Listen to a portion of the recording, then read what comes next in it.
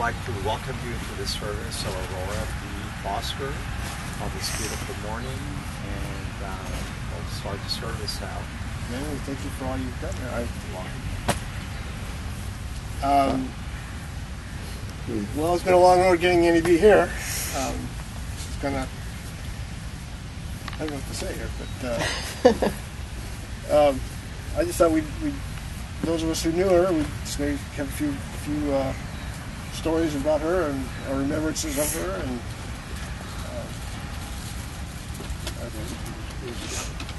we wanted to, I think during her last years, it was difficult for us being in the United States to think about, her being over there. We had asked her through the years to think about moving back, but it was her idea that she really liked to stay in London. And so I think that in many ways her last years were as happy for her doing her thing as it could be, and that was Bea too. I mean, Bea always was very insistent about doing things her way, and she got to do it. And the last, her friends Doug and Yvonne, I think through the last 5 or 6 years of her life, really were. They were former neighbors, but still, even after they moved out of her building, they took it upon themselves to look after her, and so their loving efforts helped her through a lot. And then the last year, my daughter Shauna, who'd be her great niece, lived over there, had moved over there, and that was sort of a blessing too, to have a relative that the National Health people could look to. And again, even a thanks again to the National Health people in London, because I don't think that would happen in the U.S. so much as the care that they gave her. We had lots of emails from them, advising of her condition, and there was always somebody to sort of shepherd her through the different stages of her last year or so. So again, I would say we can all be thankful that Bea was, even though she was a long ways away, she was well taken care of. And we add to for Doug and Yvonne, because they really kept us in the loop in the last few years with updates and letting us know what was going on over there. So very appreciative of their really going out of the way to help as a friend and helping the family. So we're thinking of them too. So I have many. You've known her longer, but we both have memories though of her. As I said earlier, Auntie Bea was always she liked to do things her way, and in a way that was sort of refreshing, because it's always nice in a family to have one person that brings a little different light on things, and Auntie Bea certainly did that. And we always look forward to every year she would come over for many, many years and spend the winter with my mother, and again she'd visit, of course, Paul's dad in L.A. and Palm Springs, and it was always fun to touch bases and get together on that yearly visit. But I was just going to start. I was thinking she was a very great aunt to have, because our grandparents were kind of old and stayed, and my parents were older too. So Annie B was kind of always more young at heart, and to come visit all the time, and even to the cemetery. I used to come here all the time with Uncle Bud. But I was going to share some of my earliest memories of her. Is that I knew there was always a 7-Up waiting for me when I came here. We didn't have much soda growing up. My parents didn't, but she always had 7-Up in stock, and she always told me not to tell my dad, but she used to let me drive her car up and down the driveway. Long before I should have ever been driving. I was probably 10 or 12 in her old Chevy Impala that she had. And as we talked about, she was always very supportive and loving to all of us, and but a little eccentric too, but a little stayed in her ways. I think the longest day of my life, I know the longest day of my life, was after I graduated high school, and she came to visit, and she thought it very important I get my first suit. And I could get, at that age, who cares if I had a suit? And we went shopping, and I'll take that one. And I think we were there for 4 hours. It was just the longest day ever I can remember. The poor Taylor guy, he was ready to shoot off the door too. But that was our NEB. I mean, just everything. There was never a question that couldn't be asked that she would ask. I mean, she had to know every little detail of everything. And the details weren't the usual details most people would focus. Yeah, that was just a brutal day. And now Paul remembers that. I remember she used to let us drive her car up and down the street between our grandparents' house. They lived about a block apart. And before we had our driver's license, we would. Don't tell your parents. Yeah, there were some other things she was in on. I'm not going to bring up right now. But when we were late teenagers, let's just not say that. I remember she had a parakeet, Precious. Yeah, and the little bird for a while. We'd go visit and stay with her, and she'd let the fly around the house. It would drive my dad nuts, but we used to do that on purpose. But she's always good about keeping in touch, and just she was a good auntie. Yes, you know. It's something it was Auntie B, but I'm thinking it's because your mom's Elaine, so I grew up saying Aunt Elaine, so this is Auntie B. So Auntie B, did you call her Aunt B or Auntie? We call her Aunt B, yeah. Yeah, see, if I change that a little bit. Or in later life, just B. Yeah. But she always and she called my mother E. Oh, okay. Yeah. So it was E and B. So maybe we should have. Does anybody else have any stories or my boys? My boys have good memories of it too. I know.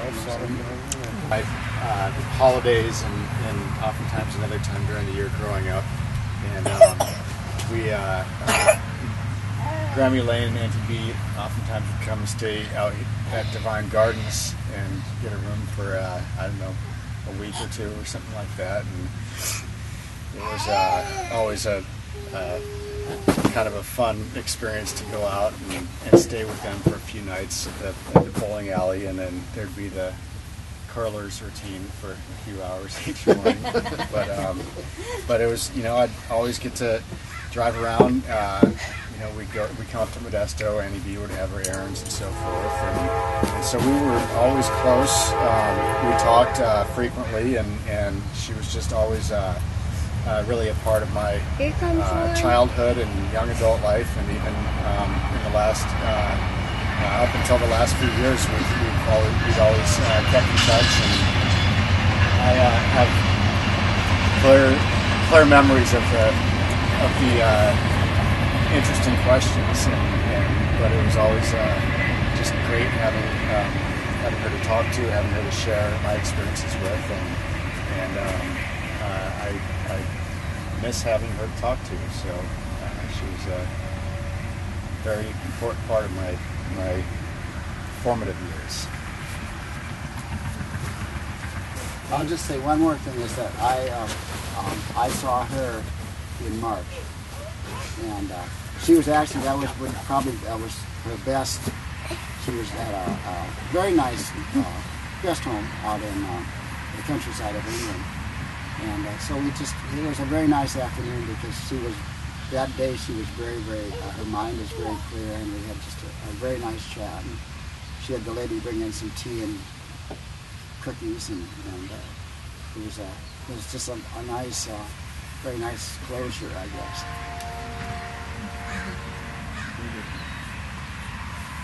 I just remember growing up, for us, it was always, we'd take our trips to Palm Springs and visit my Annie B and Annie Lane, and just those were always looked forward to trips, and as I've been trying to think of specific memories, it all just kind of blends together, but I just always remember her laugh and the sense of humor, sometimes odd humor that she had, and so the one thing I will always remember about Annie B is her laugh. She was the funny aunt.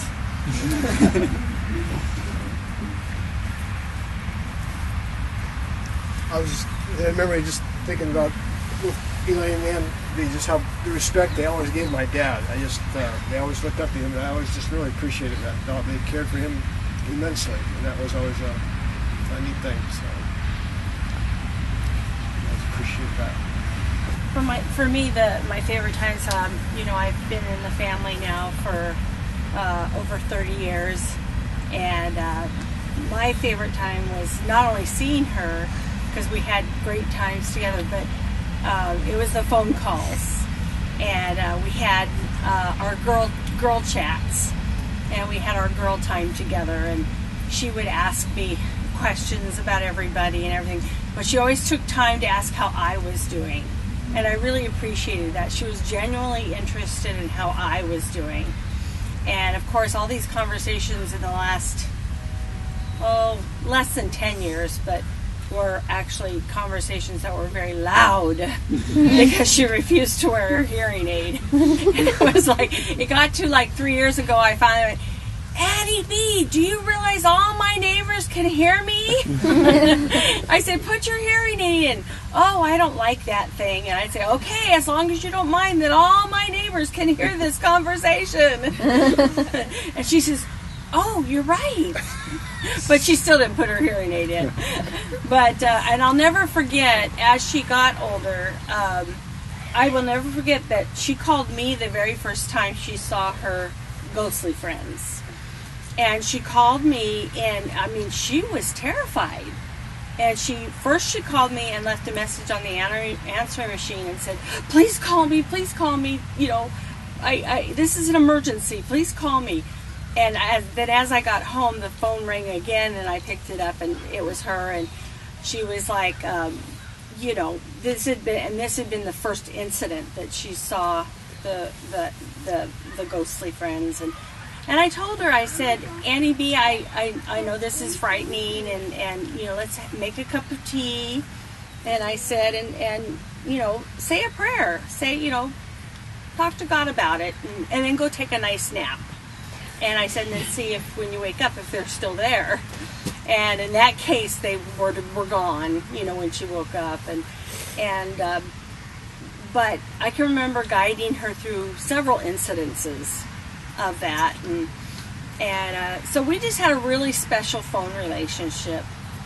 I feel bad that we never got to England to see her, that it just wasn't possible through the years, but we did. We really enjoyed the times when she came to our home, and there was many times when whether it was Palm Springs or when she came to our home, that Annie B and I would kind of get together and have our girl talks, and that was really a lot of fun. That the boys weren't around, it was just the two of us, or actually sometimes, and then also it'd be Annie Lane and Annie B and I, and so she was really a lot of fun to talk to. I always appreciated that Nancy could say things to her that I had trouble saying to her, so they were able to. Yeah, it's pretty blunt sometimes. So,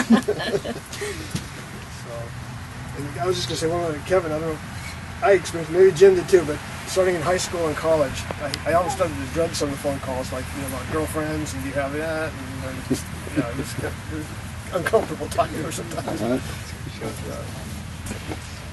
Anyway, I was going to have my son Daniel, who's an ordained minister, come to say a few words and make this an official. I remember getting the awkward phone calls, especially in junior high, about always asking about girls and stuff. And,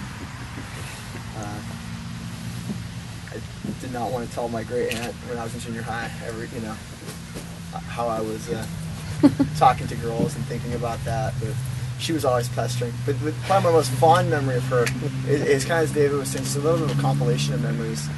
Was just she always had really well taken care of and long fingernails, and so I remember when I was younger, every time we visited, she would scratch my back, and I would always try and get some time where I could sit by her so she would scratch my back and because I loved that. It was just kind of this thing that we had, and I always appreciated that.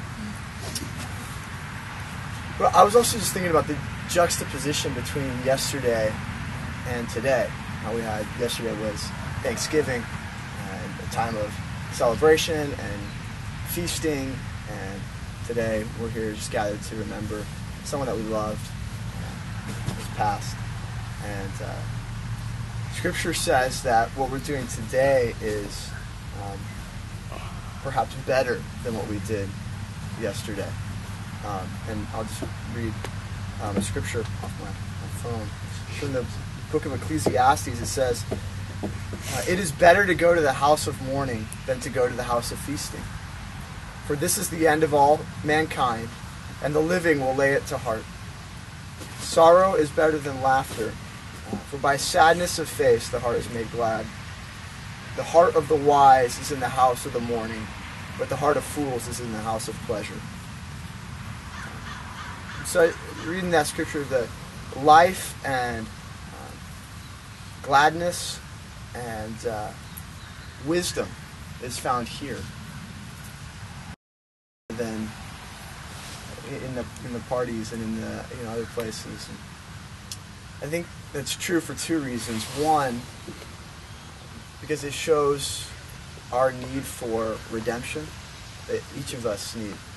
From Auntie B to all of us, we all need redemption. That this is what awaits all of us, and it's a little haunting, and it's always just healthy, though, I think, to be here and to remember that this is where we are headed.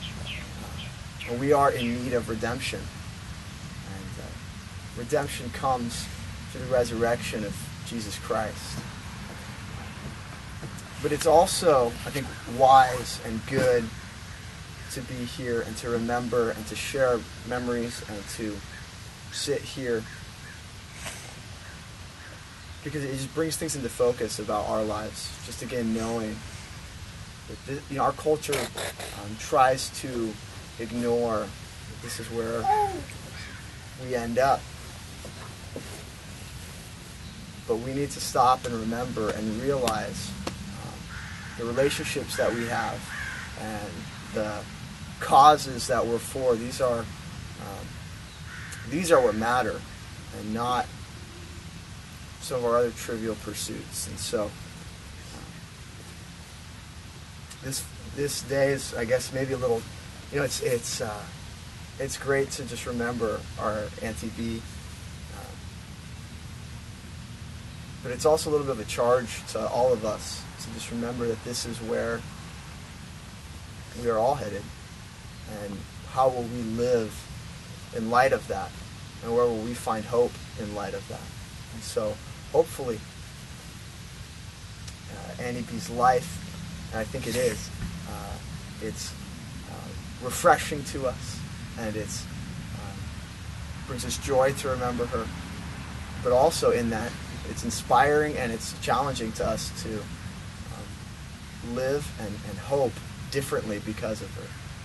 So that's kind of a charge for us, and that's my memory of Auntie B.